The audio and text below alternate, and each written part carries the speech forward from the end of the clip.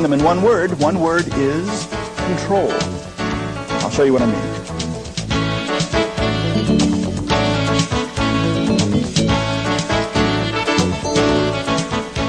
The ambitious card. It's a classic in card magic for a very, very good reason.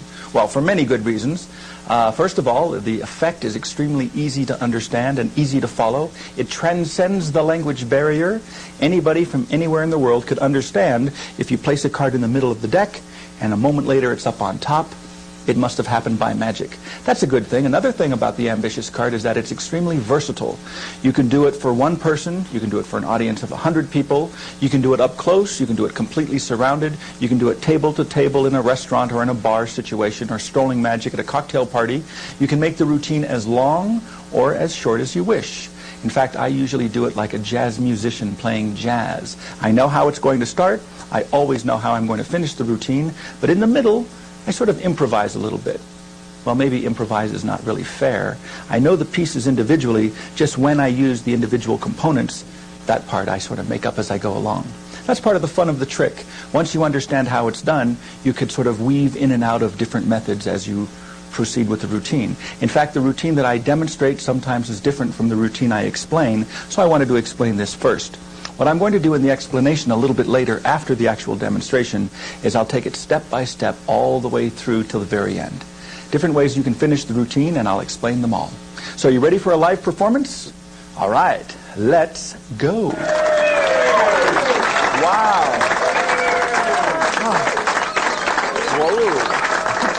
That was a good touch. Wow. I wish I had a better act. Well, right now, I would like to explain to you how all card tricks are done. I can explain them in one word. One word is control. That's all that happens. The magician controls the cards. Allow me to demonstrate. Would you help me with this one? What I need to do is to have one card that we will control. Any card, and because I'm going to have you sign the front of the card, it might be a good idea to get something other than a picture card. A number card would be best. So name any card you'd like, and that's one we'll use. It's up to you.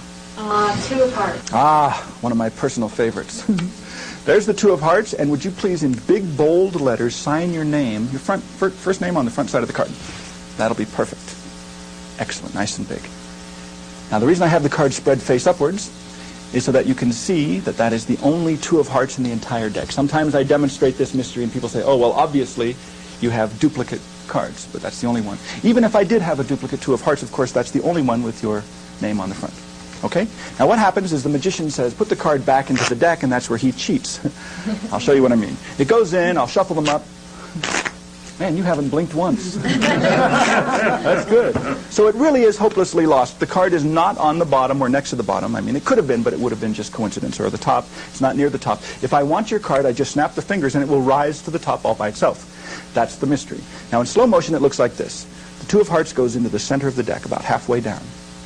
All I have to do is snap the fingers. That's all it takes. The card will rise to the top position, and it works every single time. Now, in slow motion, it looks like this. It really goes in, but I'll put it in from the front. Now, obviously, if I do not snap my fingers, it will not rise up to the top of the deck. In fact, it won't even be next to the top. It stays in the middle until I do the secret move. The secret move is nothing more than a snap of the finger, and it's up on the top once again. Now, anybody can do this. In fact, would you do me a small favor? Lift off about half of the pack. Perfect.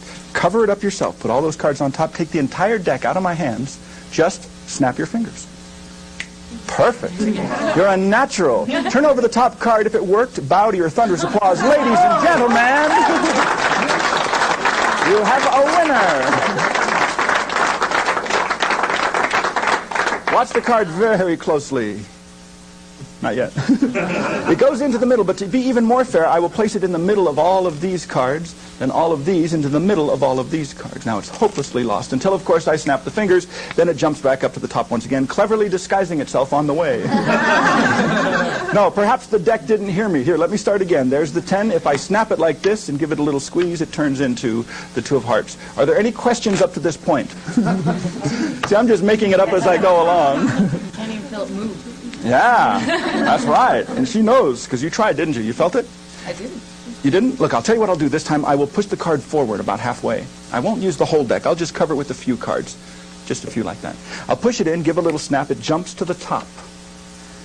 But actually, this is not the top of the deck. See, this is considered the top of the bottom half. The top of the deck would be this part over here, so watch the top of the deck, and you'll see it every single time. You really will. I have an idea. To make this easier to follow, I will eliminate half of the pack. I won't even use those. Just half of the deck. In fact, would you take this yourself?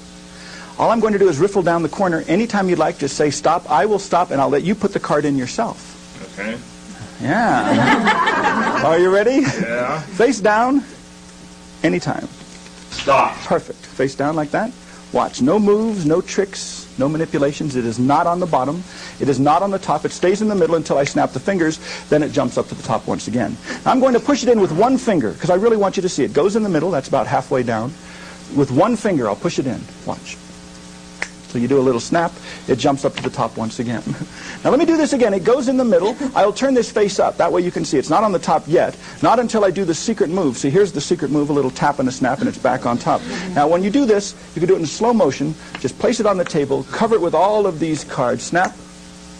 It still jumps up to the top of the deck. It's always on the top. But I have an idea. To make this even easier to follow, tell you what I'm going to do. I will eliminate a few more cards. I will eliminate all of these. That's all I can do. Now that's as few as I can use and still be able to place the card into the middle of the deck. Now it's a very thin deck, but the principle is the same. It goes in the middle, it's sandwiched in from above and below until I push it like this, snap the fingers, it jumps to the top. I'll do this again. There's the card. It goes in the middle between the other two cards until I snap the fingers, and then of course it jumps to the top position. Now, sometimes when I do this, I cheat. Once I did this, and I did cheat by accident. I didn't place it in the middle. Instead, I actually put it on the bottom of the packet. That's okay. I snapped. It still jumps up to the top. It just had to go through two cards. And this works in anybody's hands. In fact, would you put your hand out like this? Like a table. Watch closely. There is the card. Face down, off the top, into your hand. I will cover it with these cards. I'll even spread them out. All you have to do is snap your fingers. Perfect. That's good. Turn over the top card. Let everybody see. We have another winner. Wow.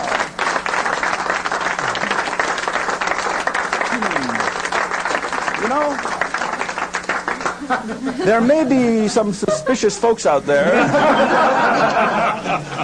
Quite honestly, there's only two ways that this can be done, or two categories of methods. One is it could be sleight of hand. Another is it could be a trick. That is to say, maybe before the show I had you sign a duplicate Two of Hearts. That's not the case. So just to make this card extra unique, perhaps you'd care to help out. Would you put your initials or your signature on the front of the card as well? What we're going to do is have several people sign the card. That way we know there's no possible chance of having a duplicate. And to make sure that I'm not using any sleight of hand, what I'm going to do is wrap the deck with rope. Please do. Watch very closely. I'm going to sleight of hand proof the pack. And the best way to do that is to wrap it up with rope. Now there's no way to perform sleight of hand with a deck that has been wrapped with rope. I know because I've tried.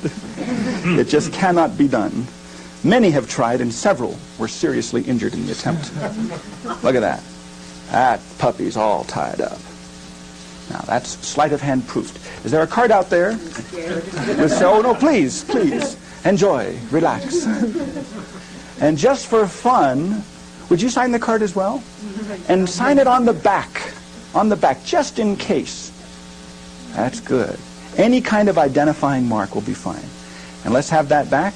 Oh, look at that. There's no way I could have a duplicate of that puppy.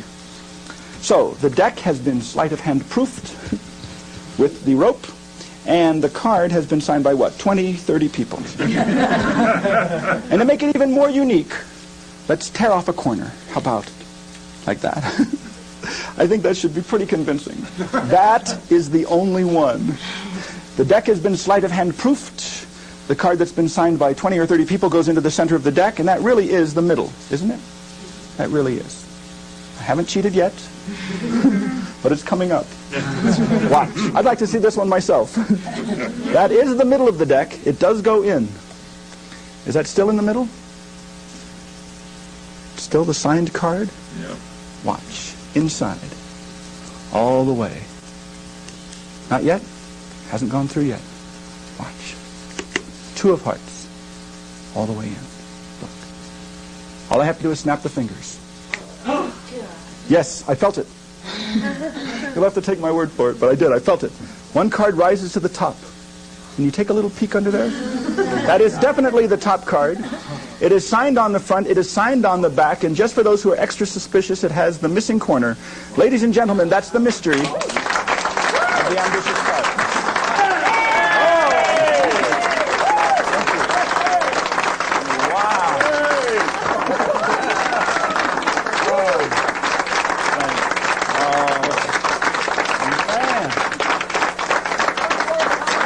Oh, thank you.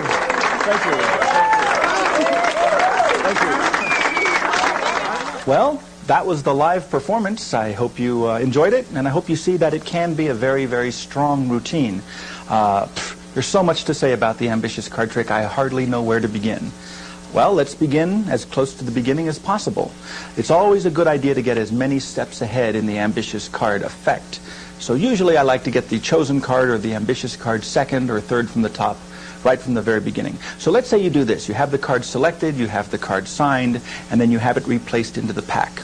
Right from the very beginning, I would probably put 2 cards above it, cut to the break, shuffle, right off the top. The card is 3rd card down.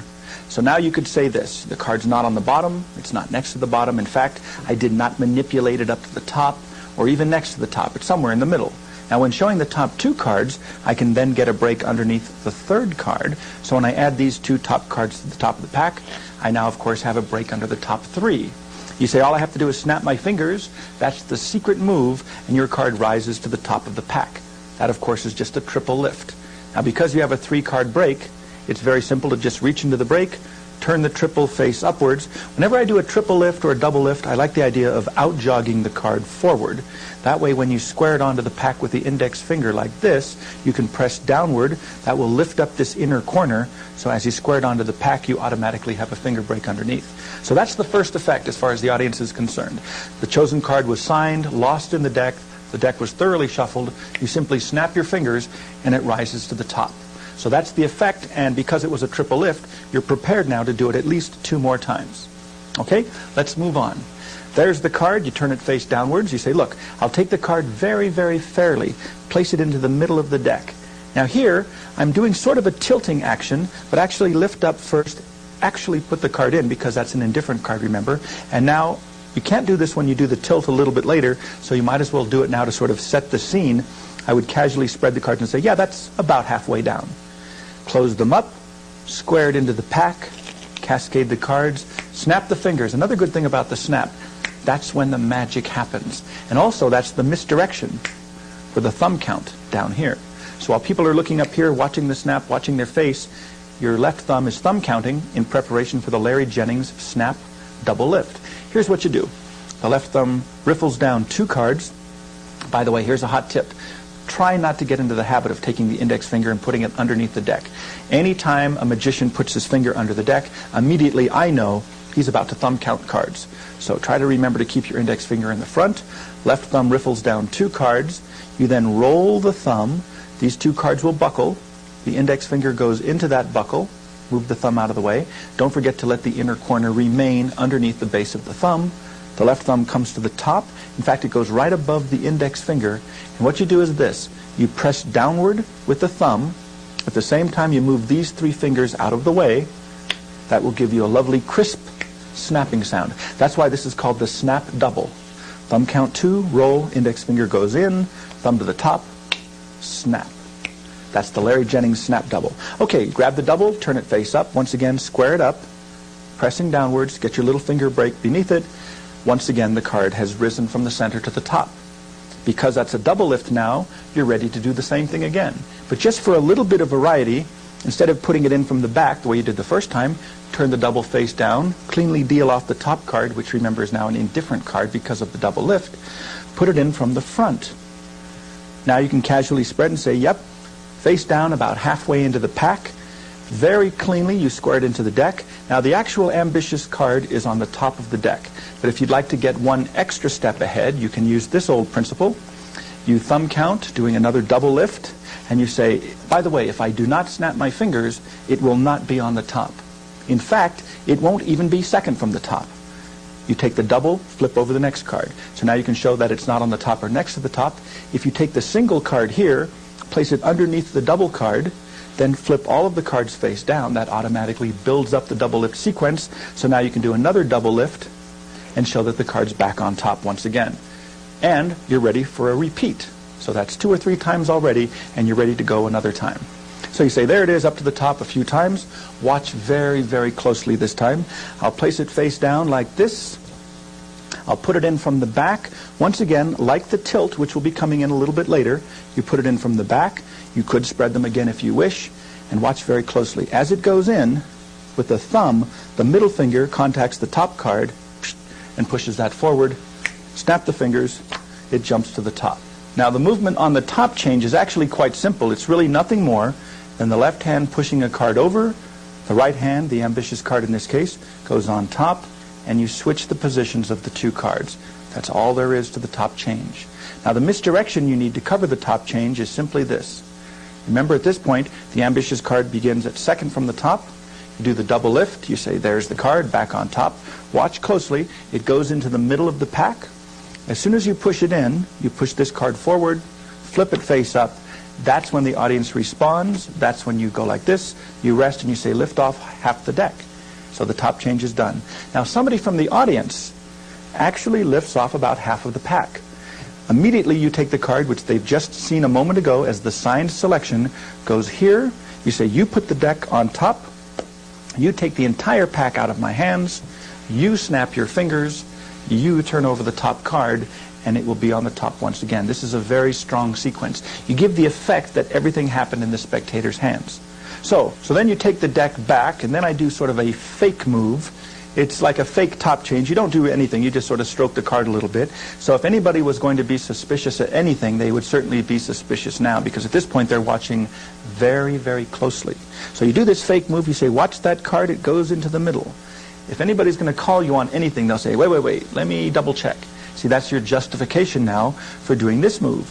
You turn your left hand over, you show the card, and as you're displaying this card, your left thumb riffles the cards and picks up 2 cards above the ambitious card.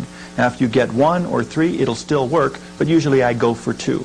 So there's the ambitious card. 2 more cards above it are picked up with the thumb, like this. You take, with your right hand, all of the cards below the ambitious card and the 2 cards above it, like this, and you fan those out. Now, the audience doesn't realize that you picked up 2 cards. They're under the impression that you put the ambitious card into the middle. After doing a phony move, you turn over to show the fact that it is the ambitious card, and they think you take all of the cards below the ambitious card. But actually, you have 2 cards or 3 cards. It really doesn't matter. Okay? So that's the move. The fake switch, when you don't do anything, you put it in the middle, you turn your hand over, you show that you didn't do anything, you thumb count 2 cards, take the rest of the cards, immediately fan these out. Now here's a nice move. The audience believes that the ambitious card is on the bottom of this packet, or the top if you turned it over, but actually you have 2 extra cards above it. So watch what happens. The move is this. It's a continuous action. As the index finger pushes the ambitious card into the deck, the hand turns over at the same time, and then you push it off the top. So it looks like this. There's the card, the 2 of diamonds. I will place that card right here. Now, of course, that was a switch. The ambitious card is really 2 cards down from this packet. That's an indifferent card. You see, I put the card in the middle of this packet, and to make it even more difficult, I'll put these cards into the middle of this packet. So now the card is hopelessly lost in the pack. Very clean, but the ambitious card is now once again second from the top, which is a good thing. That means all you have to do is a standard double lift after the misdirection and the move, and you're ready to repeat the illusion once again. So from here you can go anywhere. Here's a nice thing. Very slowly, very fairly say, watch the card face down. In fact, to make it easy to follow, I will push it forward about halfway. So apparently you're doing them a favor. I'm going to make it easy for you.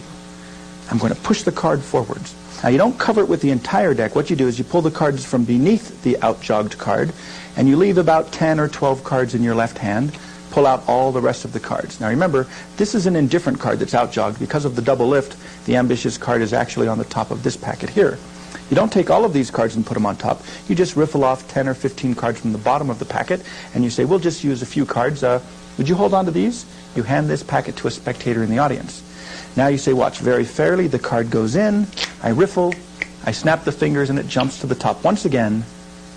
cleverly disguising itself on the way. Now that's a good line, a good bit. It looks like you messed up the trick, and at the last minute you just sort of made a joke out of it. But under cover of this you say, well, technically speaking, this is not the top of the deck. This is only the top of the bottom half of the deck. The top of the entire deck would be that card over there. The spectator in the audience actually turns over the top card to reveal the ambitious card. That's a very strong moment, and it usually gets a very, very strong reaction. Now at this point I say, I'm going to make this easier to do. I will eliminate half the deck. I won't even use these cards. In fact, to make it easier still, I'll tell you what, put them over here. Don't even use those cards at all. We'll get back to that at the end of the trick.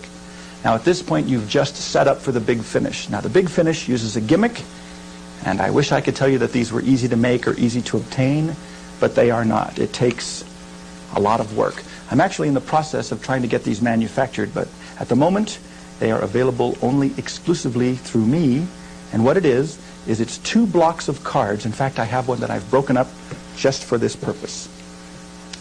2 blocks of cards, and each one is about 25 or 26 cards. Each card has been cut about a 32nd of an inch or a 64th of an inch longer, and if you glue them all together by stacking them up, they're squared up at one end, but the other end it will create sort of a diagonal trough or a tunnel. The other half of the card is over here. I glued on an extra card. Let me take that off for you. So here now is the other half. These 2 halves fit together, and that makes sort of a tunnel. Now because of this extra card on the top, which is glued on or taped on, you can put the 2 halves together, and then with a piece of tape. Now here's what happens. If you have these 2 pieces together, you can obviously place a card in the middle. If these 2 packets are put together, it goes like this. It goes through, and it just rides through the tunnel up to the top position. Okay?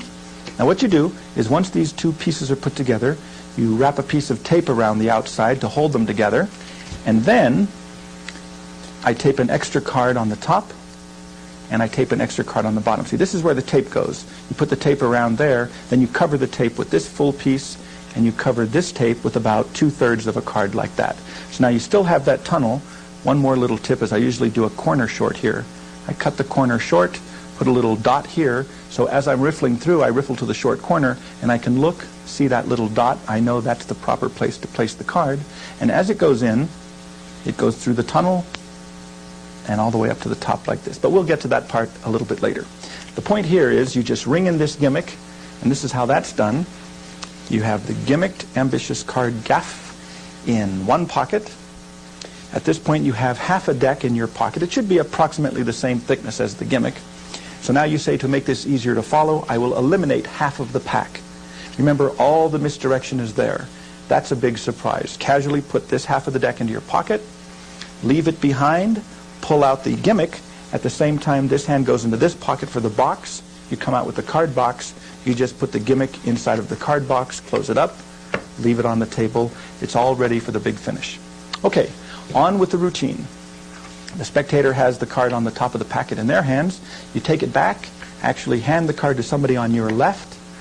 It should be on your extreme left because the next move is a little bit angle prone. What you're going to do is the Paul bluff pass. Your left thumb riffles down. You ask the spectator to call out stop. Whenever they say stop, apparently you will stop at that point. You say put the card in, and I'll lose it in the deck.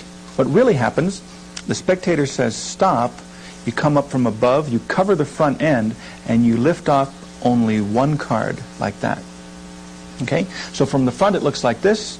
You riffle down, the spectator says stop. You apparently cut at that position. The spectator replaces the card. Now when the hands come together, it should look like you bring the 2 halves together. Actually, of course, you're just placing the single card on top of the ambitious card, which means now the ambitious card is second from the top. But here's one more little tip you might want to add. Here's the ambitious card here. You riffle, the spectator says stop. You apparently cut at that point. The card goes in. When you bring the hands together, remember, the right hand is supposed to be holding about half the packet. You bring the hands together, you lift up a few cards, dribble them on like this. That gives the illusion that it's lost in the middle. Now at this point you can very cleanly say, look, no manipulations, no sleight of hand. The card is not on the bottom, it is not on the top. As you show the fact it is not on the top, you push over the next card, which is the ambitious card. You get a 1-card break beneath it. So when you add this card to the top, you now have a 2-card break. You snap your fingers. That was the move. Do a double lift Once again, it's back on top of the pack. Now you're in a very good position for a Bill Spooner / Frank Garcia idea. Turn the double face down. The top card goes into the middle. Out-jogged, you can very clearly say, yep, that's about halfway down into the packet. What you do is you close it up like this, and you give it one last shot as you push it in with one finger. Now, the nice thing about that is the audience actually sees the card go in. But here's what happens. You did a double lift, remember? That's the ambitious card. When you turn the double face down, the top card is now the indifferent card. That's the card that goes in the middle. Then you fan them out like this. As you close up the spread, the index finger pushes that card in. At the same time, you push this card forward. This is all done as the hand turns upward like this. So the indifferent card is in, this card is here. You do that, push it in. After a quick flash, it's back on top. At this point, there are many things you can do. Let's try the tilt. Since we've set up for it a couple times, we might as well put the principle to use. Turn the card face down, show it one more time as you push over two cards here. As you show this card, pretend to place it in the middle of the packet. Actually, because there's a two-card break here, it's really going underneath the two cards, but it looks like it's going into the middle of the packet. It's the illusion of depth. Now, before you push this card in, you can show the top card by turning it face up. Remember, you did a tilt under two cards, so now if you turn the top card face up, this is still in the tilt position. You show that as the three of spades. All you do is you push the ambitious card into the pack. You lift up on it now. You have a three-card break.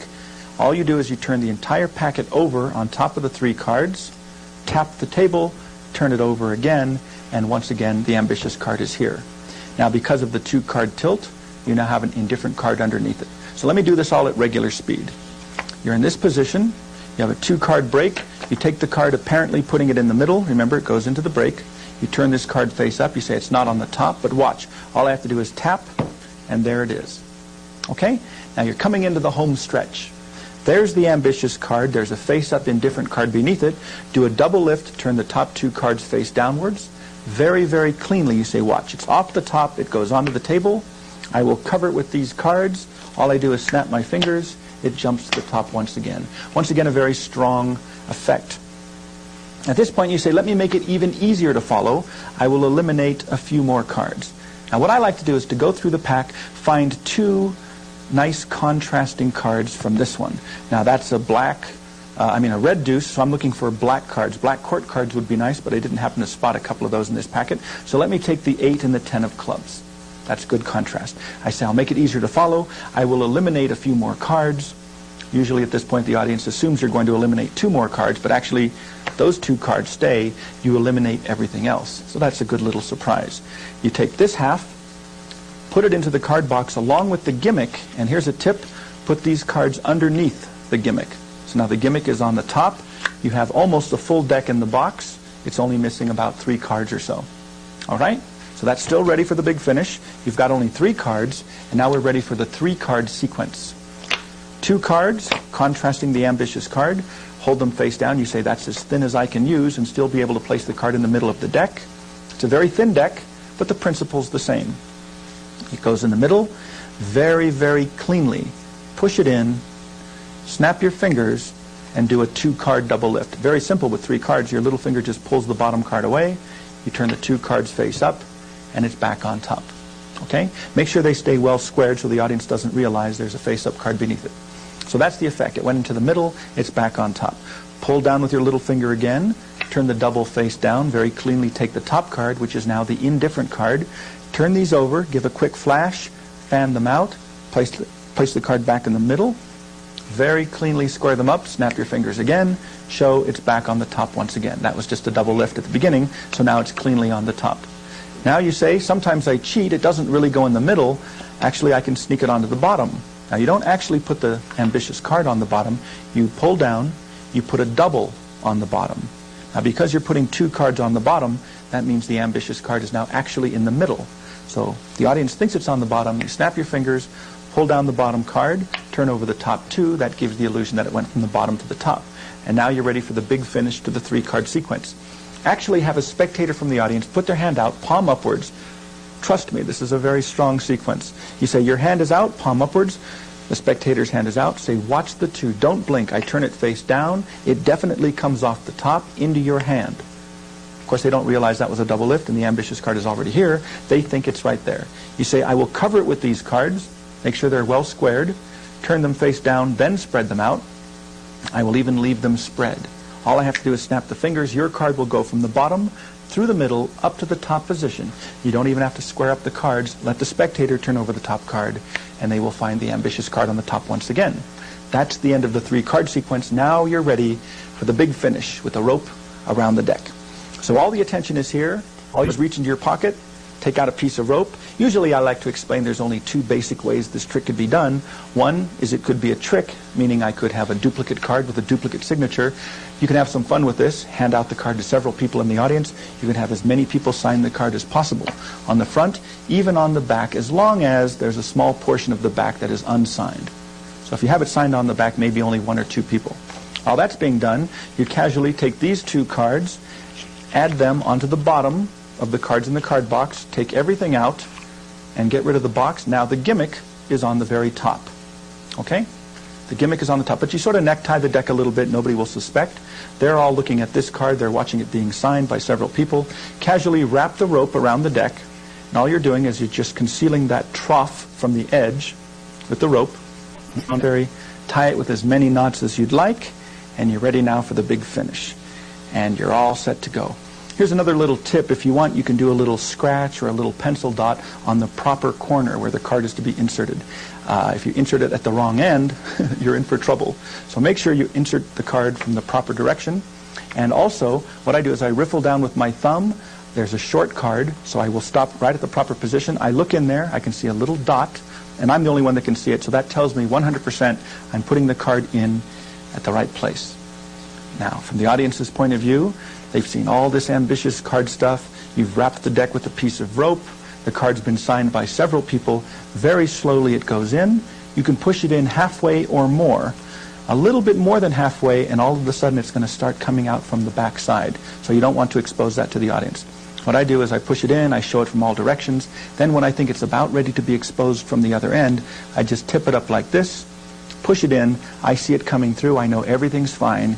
It goes in a little bit more. I usually give one more little quick flash and then push it in all the rest of the way. Turn the deck over, pound it in like this, snap my fingers. Here's another little tip. The index finger helps hold that card down. It has a tendency to pop up because it was being pushed through diagonally. So the index finger holds that down. There's nothing else to do at this point but milk it for all it's worth. Snap your fingers, peel the top card back, give the audience a little glimpse. They will see the index corner. They will see some of the signature. Pull it out a little bit more, until just a little bit remains underneath the rope. Very cleanly from the center of the deck back up to the top. And that is the ultimate ambition. Well, I have to tell you, I've had an awful lot of fun performing the ambitious card hundreds and hundreds of times. The most fun is constructing the routine. I've read through literally hundreds of books, magazines, lecture notes, and watched lots of videotapes. And the fun part is to take these individual components and construct your own personal routine. So what I'd like to show you now are some different methods that I don't use in my own personal routine, but you might find a good place for them in yours. This is called the control knockout. Very nice idea for the ambitious card. It gets you several steps ahead. You can show the card is not on the top, or it's not even next to the top. In this case, the ambitious card is the 2 of diamonds. Then to find the card, you just give it a quick little snap like this, and you've got the 2 of diamonds. But what's nice about it is that puts you 2 extra steps ahead. That was a triple lift. So now you can go 2 more phases before you need to reload.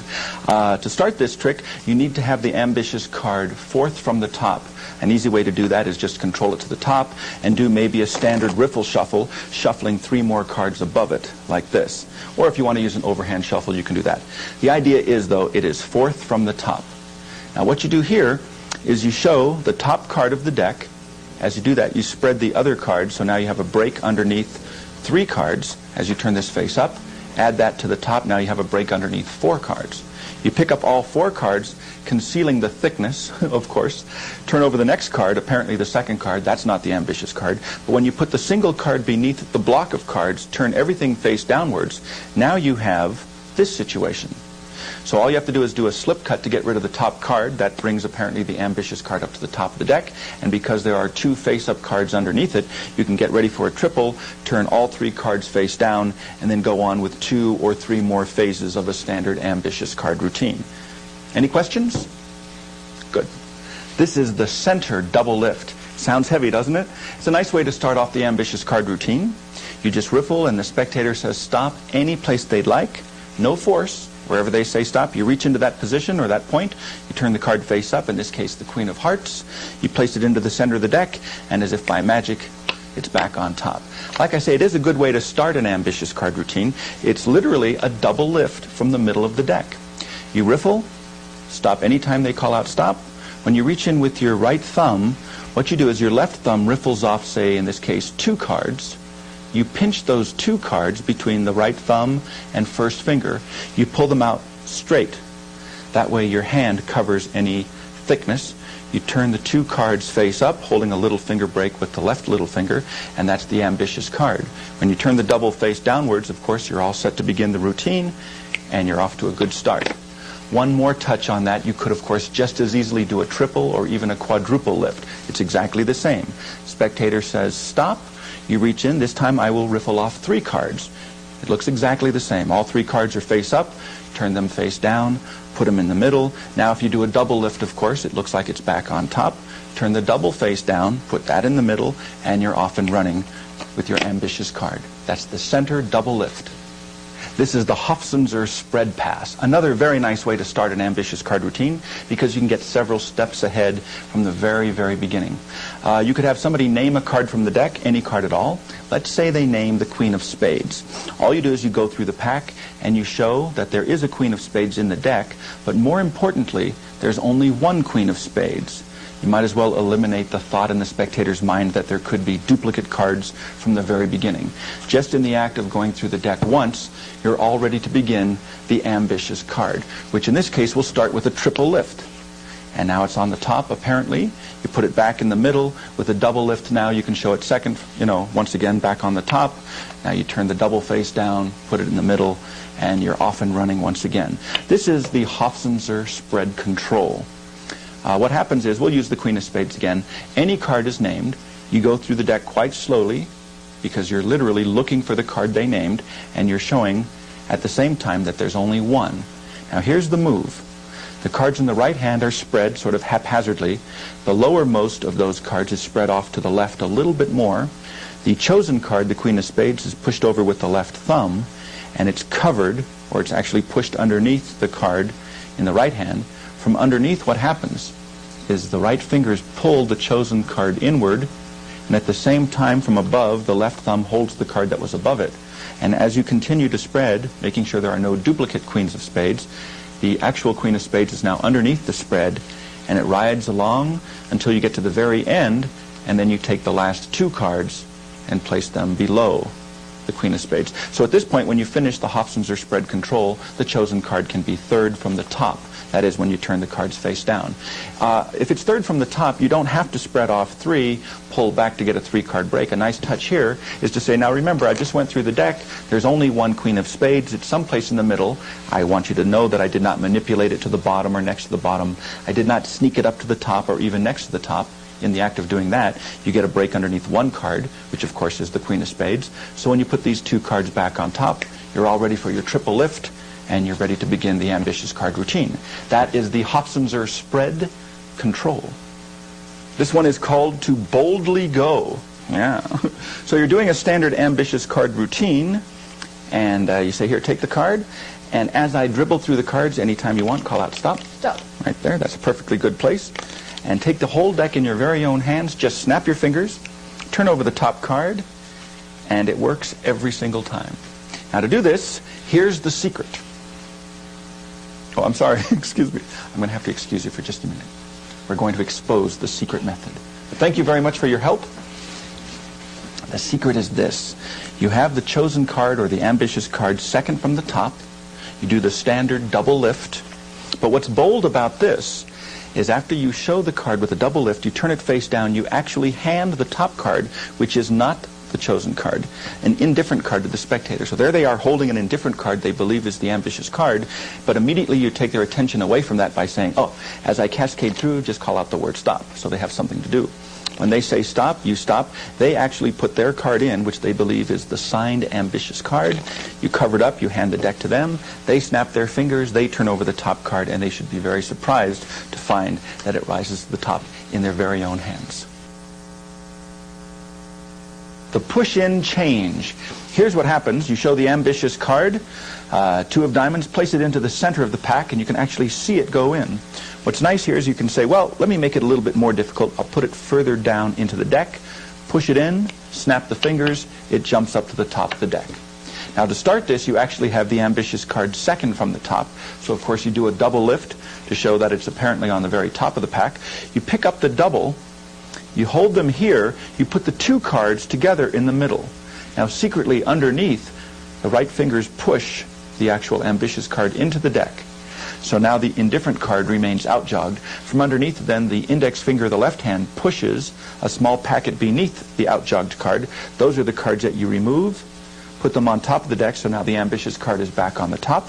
You push this in, snap your fingers, show it's back on top. That's all there is to it. This is the ambitious miracle change. What happens is, in the course of your standard ambitious card routine, you do this, you show the ambitious card is back on top, and very cleanly you can place it into the center of the deck like this.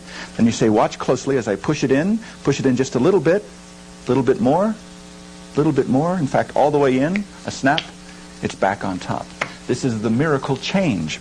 What happens is you begin with a double lift, so the ambitious card is actually second from the top, but because of the double lift, it looks like it's on the top of the pack.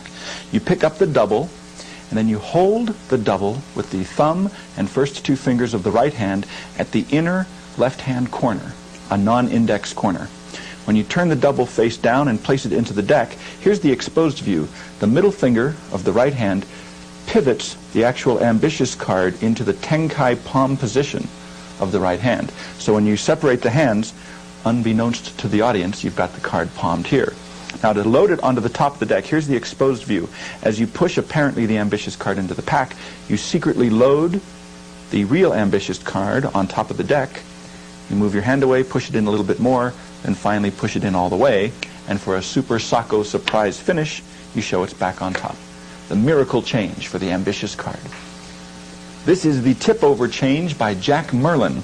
It's a nice way to get an extra 2 or 3 steps ahead in the ambitious card routine. Let's say you'd like to get a full 3 steps ahead. Here's what you do. You show the ambitious card, in this case the 2 of diamonds, and you say, watch, I'll place it here, I'll cover it with these, in fact I'll cover it with the whole deck. You snap your fingers and you can show that it's apparently back on the top, but because of the super-duper tip-over change, you're now an extra couple of steps ahead. What you do is you have the ambitious card on the top of the deck, and you get a break on, let's say, for example, just the bottom 1 card. To do that, you just pull the 1 card down. You do the swing cut, so you swing cut the top half into the left hand. And as you turn the card face down with the right hand packet, you do the drop change. So you drop the broken card on top of the ambitious card. That's, of course, in slow motion. You thumb that indifferent card off. The ambitious card is now here. You can cover it with these and these, and it's back on the top of the pack. But to get an extra 2 or 3 steps ahead, let's say you want to do a triple. All you do is you get a break at the bottom 3 cards. So now I've got a break at the bottom 3 cards. Everything else is exactly the same. You take over the break with the right thumb. Your right index finger swivel cuts or pivot cuts the top packet to the left hand. You just tip it face down, thumb it off. They think that's the ambitious card, but now the ambitious card is third from the top here. The audience doesn't know that, of course. You could actually even push it off and place it in the middle of this packet, then these cards in the middle of this packet. Many variations. The point is, with the tip-over change, you are now set to do a triple lift, which gets you now an extra couple steps ahead in your ambitious card routine. That is the tip-over change by a good friend, Jack Merlin. Now it's time for the tiltless tilt. It looks like a standard tilt, but it's even more bold than that. The ambitious card is actually on the top. It's a single card. All you do is place it about halfway down into the middle like this, and you snap your fingers. It's back on top. Very, very bold move. You take the ambitious card, you pretend to place it in the middle of the deck. Here you use the Howie Schwartzman touch of using the corner to poke a few cards from the front. Then you sort of necktie the deck. You turn it up like this so the audience can't really tell, but you actually just place it on the top of the pack. But because it's tilted and they see a few cards protruding from the front like that, that gives the illusion that apparently you're placing it in the middle. Also, you don't make a big thing out of it. You just do it. Another variation on this is to say, watch, there's the card. Very slowly, you apparently place it in the middle like this. You snap, and this time it goes down to the bottom. Same idea exactly. You take the corner of the ambitious card, kick a few cards from the front so they protrude from the front end. Then you just place it onto the bottom of the pack. But from the front, if you square it up neatly, it looks like it's in the middle. Snap your fingers, and it's on the bottom. That is the tiltless tilt. As long as we're on the subject, here's another version of the same type of thing. This is called the bluff insertion from the front by Irv Weiner. The ambitious card is apparently placed about halfway down. Snap your fingers, it's back on the top. Bold, bold, bold. I love moves like this. All you do is you riffle from the front, apparently to place the ambitious card into that position. But what you really do is you riffle, you turn the deck up like this, you close the break with your left thumb as you actually just place the card on the top of the pack. So it just goes on the top. But if this is all done in one continuous action, it looks like you placed it in the middle. Very cleanly, it's back on the top of the deck. That is the bluff insertion by Irv Weiner. And now it's time for the Daily Leaper by Dr. Jacob Daly. In the course of your ambitious card routine, you can show the cards on the top of the deck, as usual. And you turn it face down, place it into the center of the pack, and then you can take the next card, in this case the 7 of spades, and push the ambitious card into the deck, and then it leaps to the top. That's the Daily Leaper. All you do is a standard double lift. So you do a double lift to show it's apparently on the top. You turn the double face down, take the top card, the indifferent card, place it in from the front or even the back. Some people do it from the back. Then you do another double lift to show an indifferent card. When you turn the new double lift face down, you take off the actual ambitious card now, use that to push in, apparently the ambitious card into the center of the deck, and then show it's back on the top. That's the Daily Leaper. This is the impromptu duplicate, an idea by Al Baker. The idea is you have a card as the ambitious card, say for example the 7 of clubs. It goes into the middle of the deck, but right before you push it in, you can give it one final little flash, snap your fingers, it's back on top. Now this cannot be done with every single card in the deck, but it can be done with many cards, like a 3 could be a deuce, a 7 and 8, they look pretty close. So that's what we'll use for this demonstration. Let's say the ambitious card is the 7 of clubs, and you have the 8 of clubs on top, the 7 of clubs second from the top. You do a standard double lift. You show the ambitious card is on the top position, apparently. Turn the card face down. When the 8 of clubs goes in, posing as the 7 of clubs, all you have to do is hide the index corner, give a quick little flash, faking that as the 7, before you push it in, and that's the impromptu duplicate by Al Baker. This one is by Phil Goldstein. It's called 4/5 of a Truth, or 4/5 of the truth. The same idea as the impromptu duplicate, but a nice thing about this, you can show almost the entire card. The ambitious card is the 4 of spades. Before placing it in the center of the deck, you give it a quick little flash, put it in, snap the fingers, it comes back up to the top. Now for this one, like I said, it's the same idea as the impromptu duplicate. You use a 5 of spades and a 4 of spades. So the 4 of spades is second from the top, the 5 of spades is on the top. You do a double lift to show the ambitious card is on the top of the pack. When you turn it face down and actually take off the 5 posing in the 4, you can either hide it with your thumb as you keep it moving so they don't notice the corners, or you can use the fingertips to flash it quickly before you place it in. So it looks like it's the 4 of spades, and of course the real 4 of spades is back on the top. 4/5 of the truth. This is the Ambitious Movie by Roy Walton. The idea is you do this, you show the ambitious card on the top of the deck, place it on the table, you can actually spread the cards, and if you look very closely, you can actually watch the card as it leaves the bottom, travels up to the top position. That's the Ambitious Movie. It's a standard double lift, of course, as usual.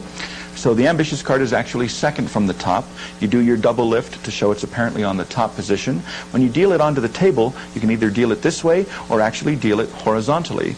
All you do is you bevel the cards like that, and when you riffle, your thumb just lifts up from the back end. And if you look here, it will create the illusion that it's actually writing all the way up to the very top position. It's just a nice little touch bringing the card from the bottom to the top. The Ambitious Movie by Roy Walton. Here's a one-handed version of the Ambitious card. With one hand holding the pack, you can turn the top card face up. Say, watch that card very closely. All I do is turn it face down, lift off maybe half of the deck, very slowly put it into the middle of the pack.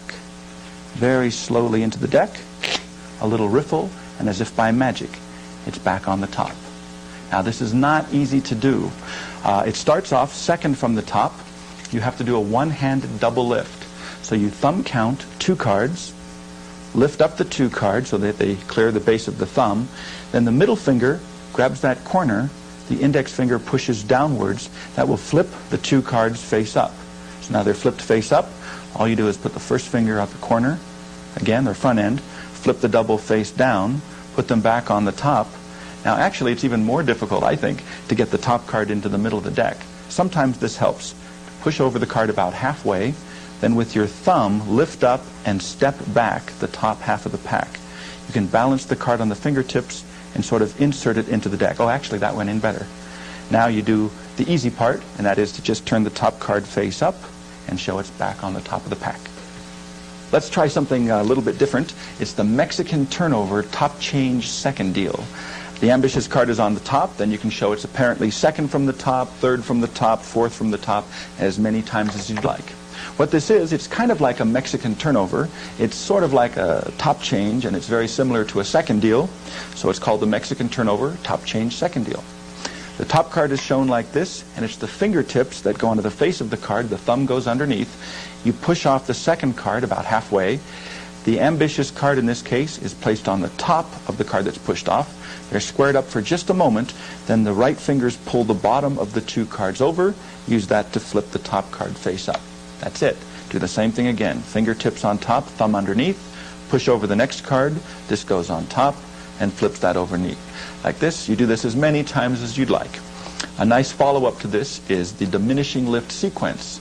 Let me show you that. They go so well together, we might as well keep them together. So you show the top card. Apparently the second card is the same, and the third card is the same, even the fourth card.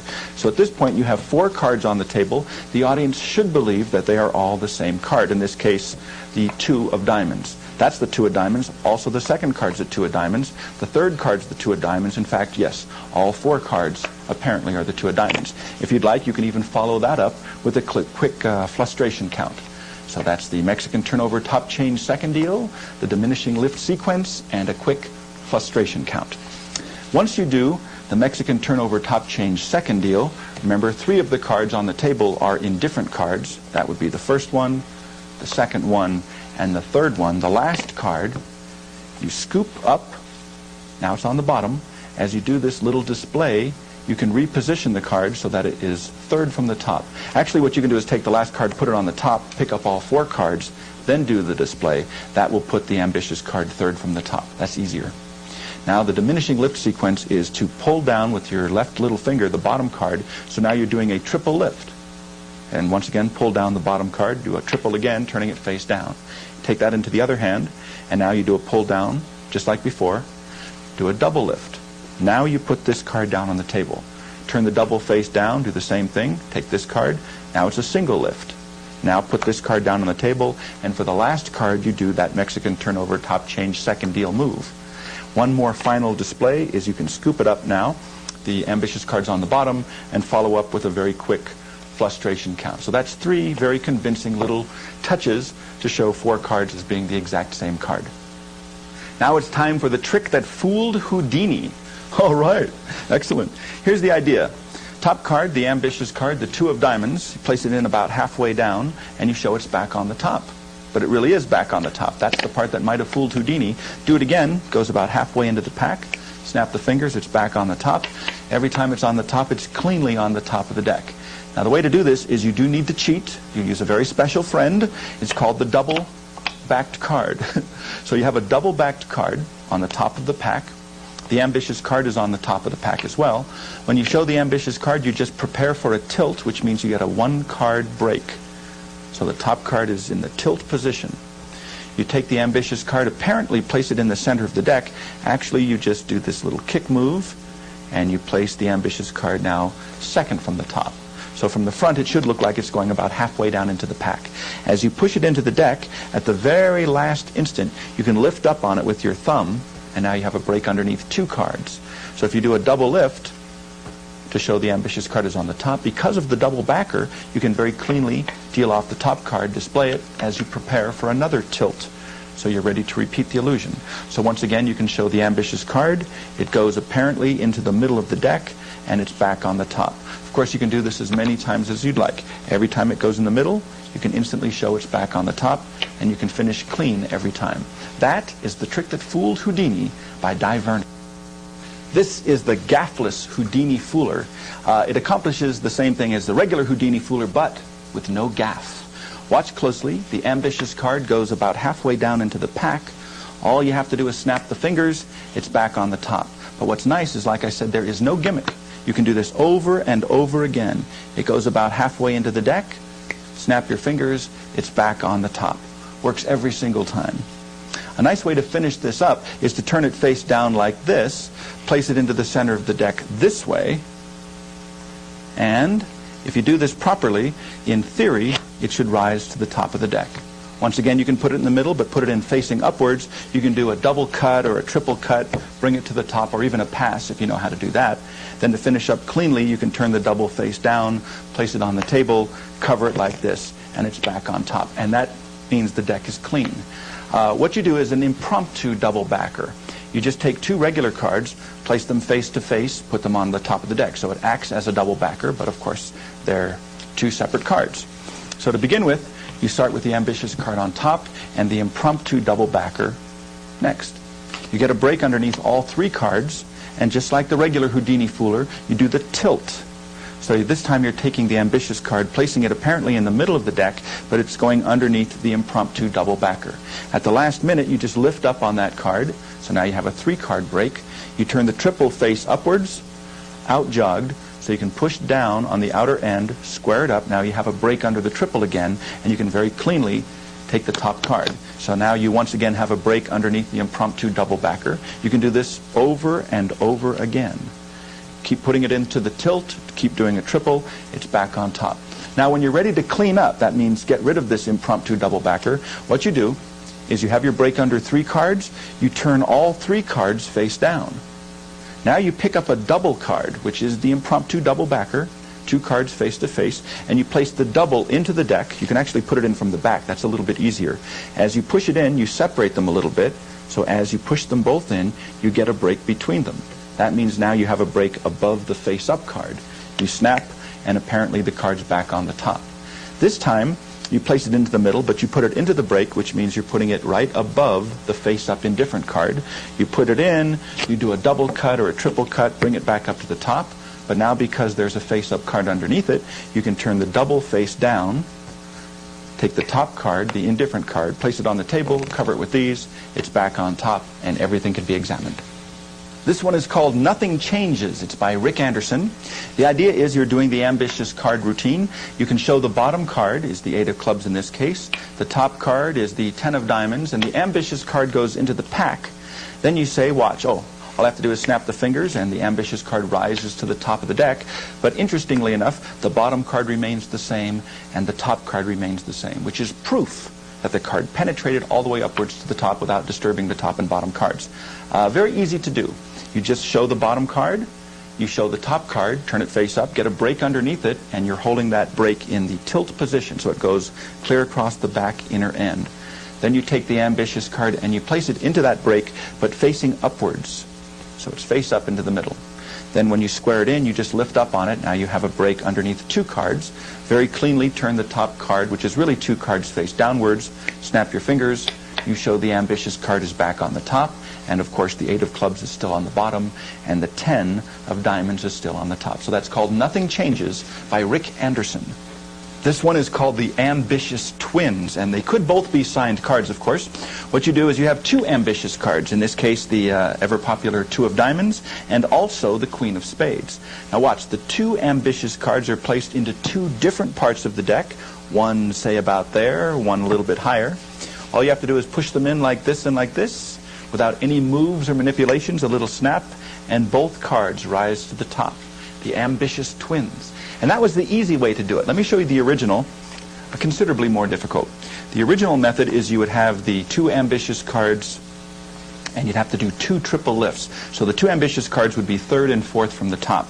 So what you would need to do is to do a triple lift, turn the triple lift face downwards, deal off the top card, then do a second triple lift to show the next ambitious card, deal that card downward. So now these are actually 2 indifferent cards. The 2 real ambitious cards are on the top of the pack. Now you can cascade through, put one here, cascade a few more, the second one there, and then they're back on the top. That method works perfectly fine, but 2 triples in a row is quite demanding. So what I like to do is I start off with the 2 ambitious cards, once again, 3rd and 4th from the top, and I do just 1 triple lift. If you do 1 triple, then you take the triple in your hands, use that to flip over the single card. Then you place the single card on top of the triple, flip everything face down. You're in the same position. The top 2 cards are indifferent cards. One can go here, one can go here. You can put them together if you'd like, but it's nice to separate them, apparently making it even more difficult. Very cleanly square up the pack, do the magic, and show that both signed cards are back on the top. That is called the ambitious twins. This one is called Ambitious One Way. It's just basically an idea for finishing an ambitious card routine. With a little bit of thought, you can do an entire ambitious card routine with, say, for example, the 10 of hearts. It goes onto the bottom, it comes to the top, it goes into the middle, it comes back up to the top. You can do this over and over again. Then for the finish, you can say, well, some people think I have a 10 on the bottom, a 10 in the middle, and I have one up near the top. You can do that other thing I showed you a little bit earlier. This one, you say, well, actually, that is a 10. In fact, so is the second card, so is the 3rd card, so is the 4th card. You create the illusion, in other words, that the entire deck consists of, in this case, the 10 of hearts. But as a surprise finish, you can say, well, it's one on the bottom. You can either do this. Here's a nice way to finish it.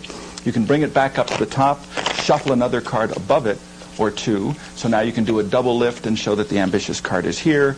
Then you put it down on the bottom. It comes back up to the top. If you have one extra card above it, you could apparently put the 10 of hearts in your pocket, which is kind of nice, and it jumps from the pocket back to the deck. And then for the super surprise Sacco finish, you say, well, actually, they're not all the same. Well, they are all the same, but they're not all 10s of hearts. They're all queens of clubs. So you're doing the entire ambitious card routine with a one-way deck. Just make sure that the one-way deck is different from the actual ambitious card that you're using. And like I said, with a little bit of thought, you can create the illusion that all of the cards are actually the ambitious card. Very often when you're doing a standard ambitious card routine anyway, the audience says, oh, I know how that's done. You have duplicates, or they're all the same card, which is why I thought it would be a good idea for a sort of a surprise finish to say, yeah, you're right. They are all the same, but they're not 10s of hearts. They're all, in this case, queens of clubs. If you do it this way, it's one of the few times when you would not have the ambitious card signed. Okay? Just a little idea using a one-way force deck in an ambitious card routine. This is called the paintbrush change. Here's a nice way to get into it. You're doing the standard ambitious card. At one point, you put it in the middle of the deck facing upwards, like that. Now you say, now if it's face up, of course, when it comes to the top, we'll all see it. It's face up. So I'll make it even more difficult. I'll make it second from the top. Oh, wait, that's the 2 of hearts. That's okay. I'll use the old card as the paintbrush, and you paint it onto the top, so it actually changes into the 2 of diamonds with the signature. Then to finish up, you can actually turn it face down, put it in the middle again, show it's back on the top. This is what you do. The card goes in the middle face upwards. You get a break at the card above the ambitious card, so it'd be in this position. Now you can double cut or triple cut. And now all you have to do is do a double lift. Remember, the ambitious card is now second from the top. Do a double lift. Use that double card to flip over the next card. Oh, this is a better change. What you're going to do is the paintbrush change. Several ways to do that. One is to just cover this, snap your finger, and pull that back. Another way, which I think is more visual, is to use this double card as a paintbrush. And at one point, you just leave the one card behind. Now, you put this into the middle.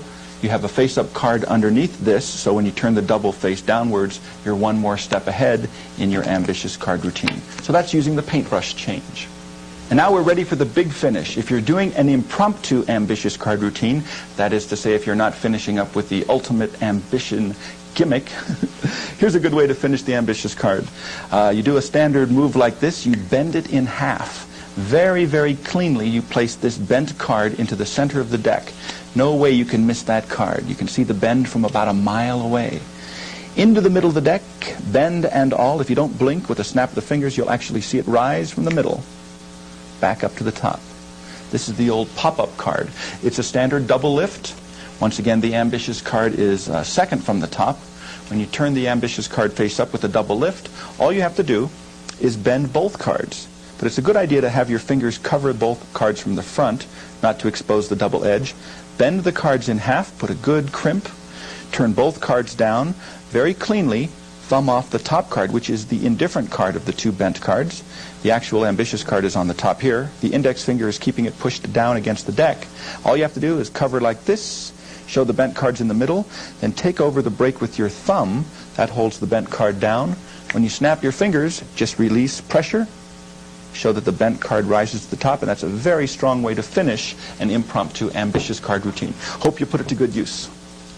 Well, I hope you have a lot of fun constructing your own personal routine. If you come up with any unique ideas and you see me at a magic convention or at a lecture, please, I hope you'll feel free to share them with me.